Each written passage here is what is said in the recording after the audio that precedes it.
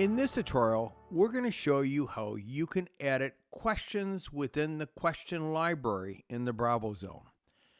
I happen to be in spin-off here within the Bravo Zone, and you'll notice I'm under questions, and you'll see we have the library up.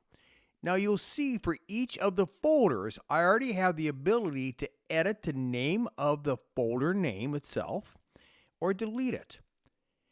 And if I click on it, you'll see the questions I have within the folder.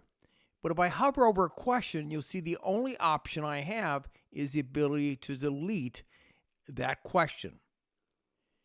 To edit your questions once they've been placed in a library, simply go up to Content, Question Library, and now you're going to see your library here.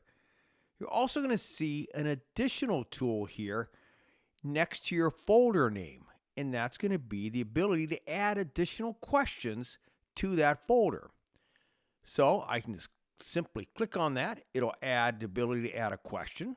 Or if I want to edit an existing question, so you see this first question, I've actually missing an O here, should be choose, not chose.